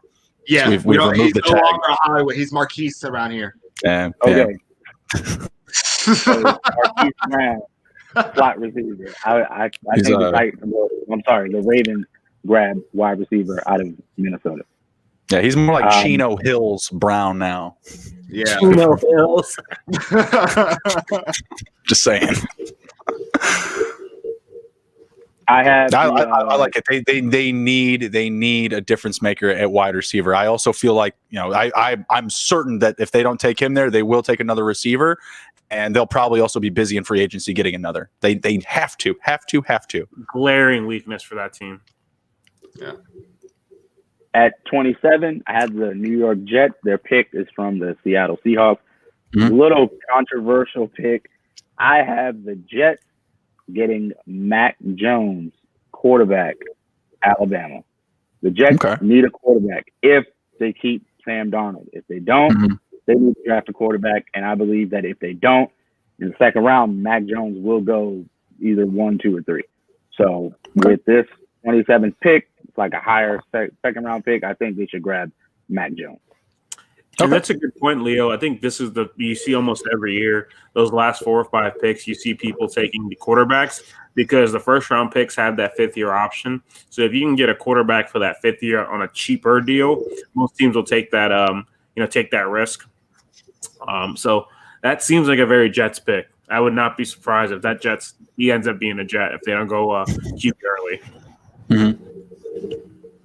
I agree with it as long as that plays to that theme, right? Like they pass on the QB at what, 2? 2, yep. Yeah, so they'd have to pass on Fields at 2. If they do, then I like it. I like it because that's more of a competition. I feel like Fields coming in, that's just his job over Darnold. If you're drafting him in that spot, like, hey, like, come on, you just did it. You just drafted Darnold not that many years ago at the same real estate space. So, yeah, if that's the case, it's got to be Fields' job. At 28, I have the Pittsburgh Steelers grabbing Najee Harris, running back, Alabama. Pittsburgh need a running back, and Najee Harris is that guy. He's huge. Alabama produced huge running back. I believe that Najee Harris will go to Pittsburgh at the 28th slot. Okay. I like it. Do you guys think John Connor comes back to the Steelers? I'm thinking no. No. James He's a free agent, I believe. Sorry, James Conner. I was doing that damn Terminator shit. I don't think so. They've drafted other backs over the last couple of years too. Benny Snell, my guy Anthony McFarland. So I just don't think so. He had a great first year when Bell, sat out. He thought he could be the the truth, but not so much lately. Can't stay healthy. So can't stay healthy. Yeah.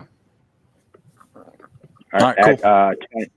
At 29, I have the New Orleans Saints grabbing J.C. Horn, cornerback out of South Carolina. He pairs up with Lattimore on the other side. They need another cornerback.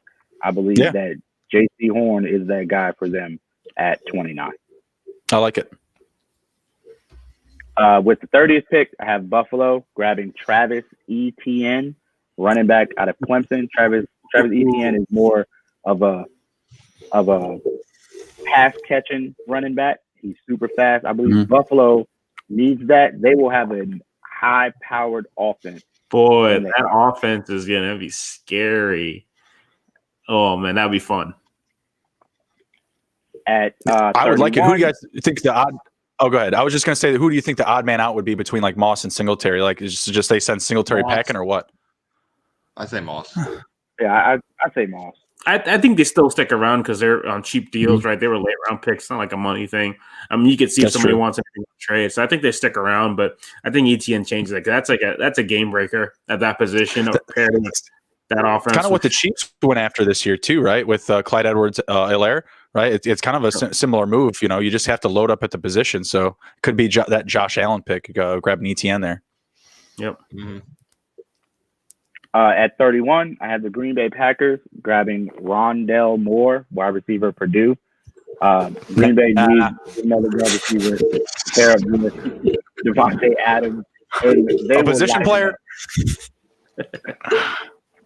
They grab. How about another backup quarterback? That was surprising. That's a whole other story. How about another running back? Sad part is though, AJ Dillon looked really good in that Titans game. I know he did. I don't know. Like I feel like that. Hey, that's a great take. I agree with you. They should do that. They probably won't because of the fucking Packers, and they won't give Aaron Rodgers any help. They'll probably try to trade him for Deshaun Watson. I don't know. Stupid Packers. Yeah. No, that pick. I mean, what a trade that would be, man. Yeah, it makes so much sense for them to add a receiver, but it also did last year in like that draft ever. But it's so hard to figure out what that team is doing. Yeah.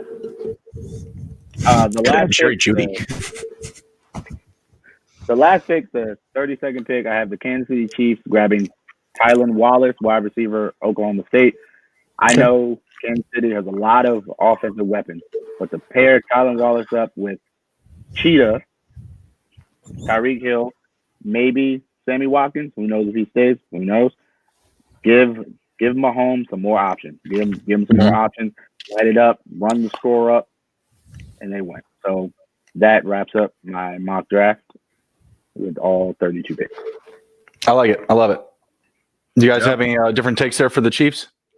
No, I could see the Chiefs doing that, just going all in on offense.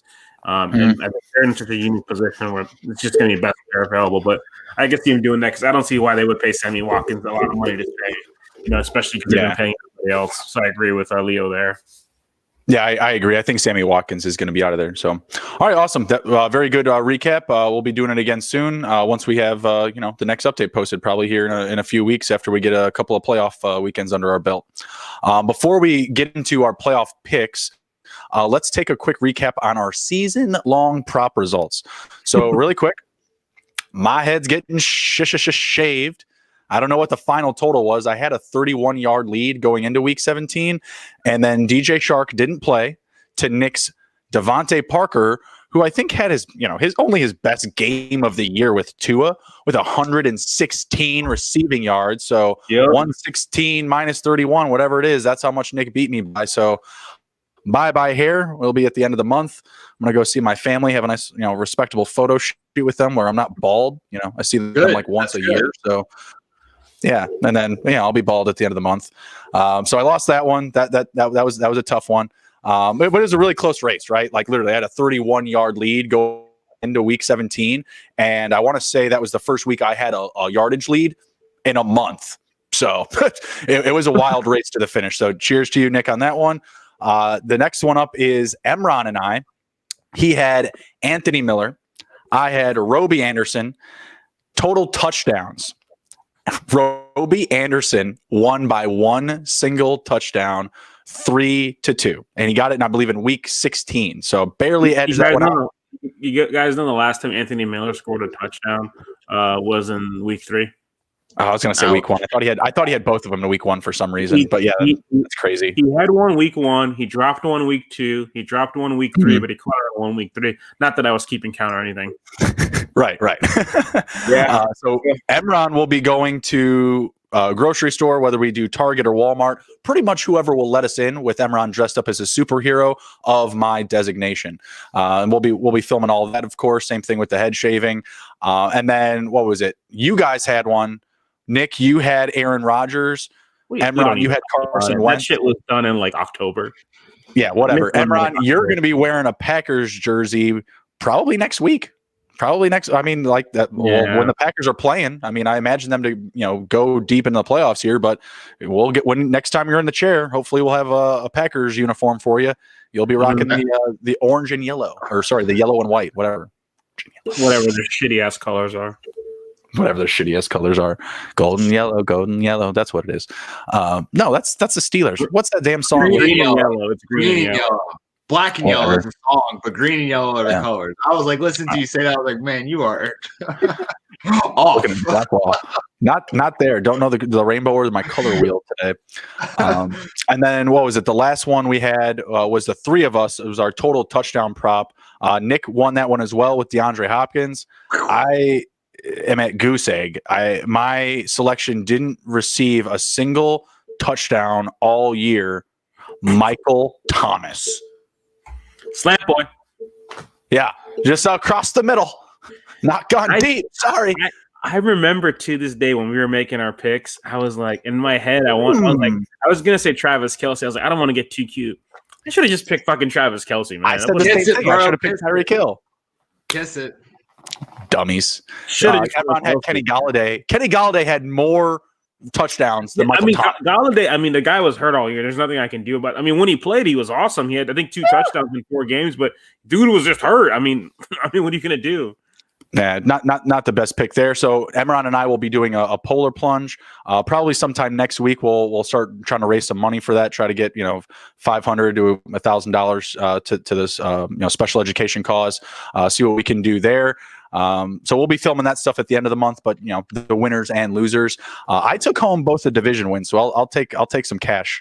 Come the end of the month or next month sometime. So I don't mind that, but I'm gonna miss my fucking hair, so that's not great. I'm glad I got the bandana. It's gonna come in a lot more use than I thought.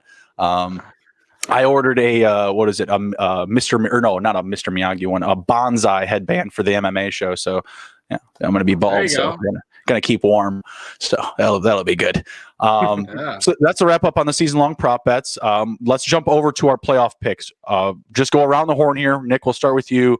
AFC champion. Who is it? AFC champion. It's going to be Kansas City. Leo, who you got? Kansas City. Emron? The Chiefs, but Buffalo is going to be really, really close in that playoff game. All right. Well, I'll just take the Bills then. Fuck it. I mean, I can't have us all with a clean sweep, so I'll just say the Bills. I think the Bills can take it to the Chiefs. That's going to be their kryptonite. We kind of referenced it earlier. This might be a matchup that we see in the AFC Championship. Year after year after year, very similar to Peyton and Tom. We could see Allen and Mahomes be doing the same thing. Right. Give me the Bills. Give me the Bills. They're just playing a little bit better right now, in my opinion. Is the body of work, top to bottom. I'll take the Bills. Anyone got their option? I feel like they're like plus 250. I don't. Yeah, I got it for you. The Bills to win the AFC, the Super Bowl or the AFC. Well, I have the Super Bowl. The Super Bowl, the Bills are plus 600. Do you guys see Anestra's comment here? I think we might have to do that for next year, just so we can see how bad my scores would be. Loser of our prop would have to take the SATs and post their scores. Yeah, I'm game for that. Oh, okay, all right, whatever. What? I'm not even gonna say my ACT score. It's that bad. No. I'm pretty sure I'd fail miserably, but I think that would be a fun one. I crushed it. Congrats. Nick's like, yeah, you want to see some test taking? I'll show you some fucking test taking. Let's go. I hope I lose.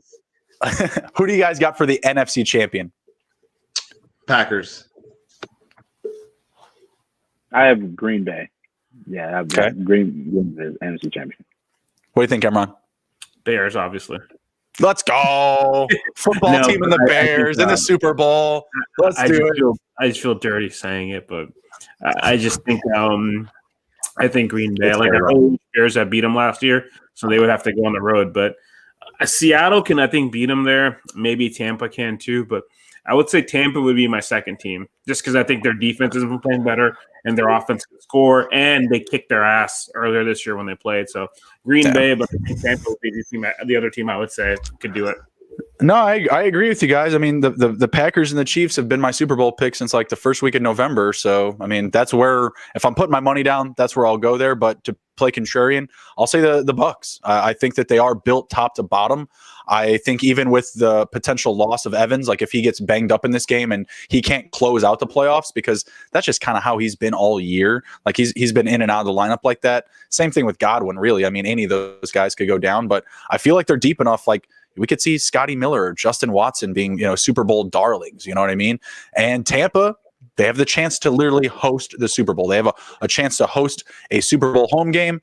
I don't know what they'll do with the whole fan situations. I know obviously Florida, a little bit more liberal to the COVID situation, but I mean, I think that's going to be a ton of motivation for them. So my money, yeah, give me the Packers. I like Aaron Rodgers, what they've been doing, but I'll play contrarian. I'll take the Bucks. What do you think about the live over right now for the Super Bowl? 56.5. You don't know who's in it. 56.5. Under. What do you think, Leo? All right. I would say over. I'll take the under too, just because the defense always comes out right away. Some team is always kind of slow to answer the call. Even they didn't kick it up until 5 minutes left in the game. That was very surprising. Very, very surprising. So I'll play to the under there as well. AFC right now -3, NFC +3. I'll take the NFC +3. I'm taking AFC -3. I think it's going to be Chiefs versus Packers, and the Chiefs are going to kick their ass.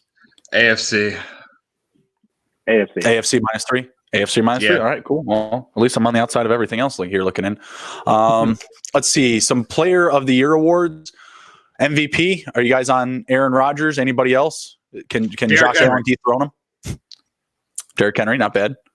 I think any other year would have been Josh Allen would have a great case, but it's going to go to that bastard in Wisconsin.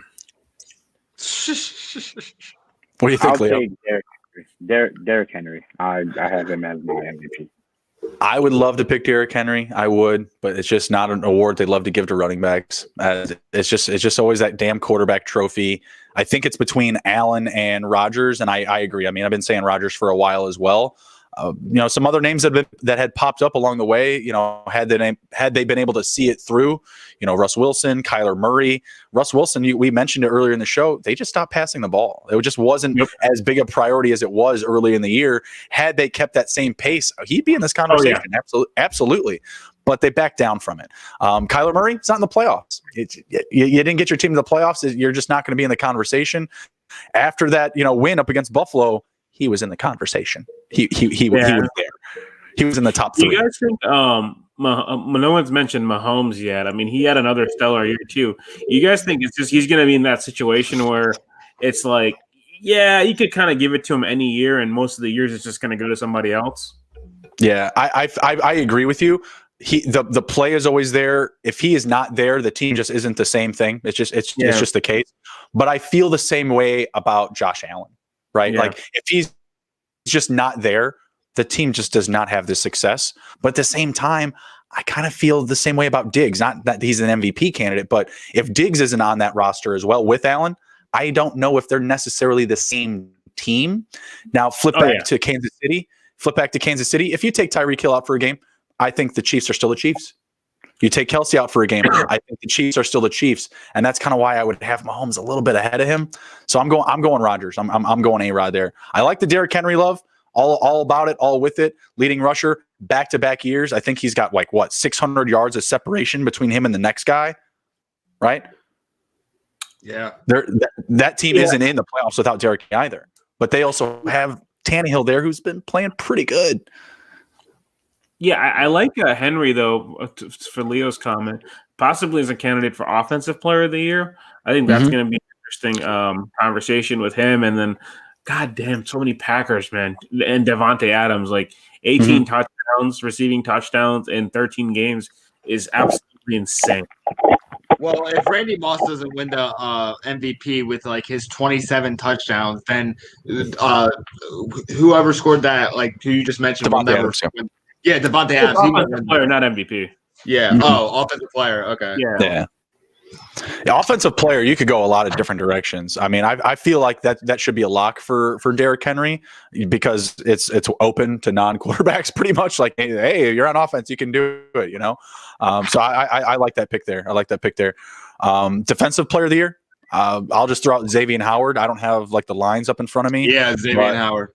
But he's my biggest difference maker. You know, I feel like, you know, Fitzpatrick would have been the MVP of that team if he was in all year. It's Xavier Howard, in my opinion, the way things unfolded. Yeah, I think getting 10 interceptions in a season, that's an insane thing to do. It's awesome. Special shout out to TJ Watt as well. I think he led the league in sacks with 15 and a half. He had a stellar year. I think it's really up to those two. I think I would give the edge to I'd give the edge to Howard just because it's been years. I don't know how long it's been since we've seen like 10 interceptions. And, you know, with what's it called? Edge rushers, you know, 15 sacks isn't unheard of. That's true. That's true. And the body of the work by the rest of the Steelers defense, like it kind of props up Watt a little bit more. And I feel like, you know, the Dolphins were just so hungry for Howard to take this leap. And it was just, to me, you know, the biggest difference in their win total, right? Like their side of the ball, they were really able to shut things down, and he was the driving force behind that. So I think that he played into the, you know, more wins for his team. Obviously they didn't make the playoffs. It's kind of a, you know, different scenario, but they should have, because they shouldn't have benched Fitz. Nick, Leo, what do you guys think?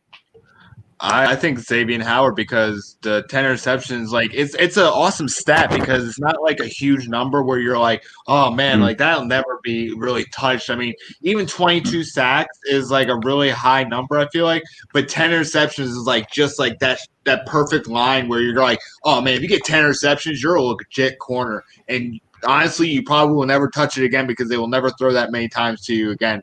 The record actually was for Dick Night Train Lane in 1963 or something. He was in his second year, or no, his rookie year. He had 14 interceptions. Never even touched like 5 after that, I believe.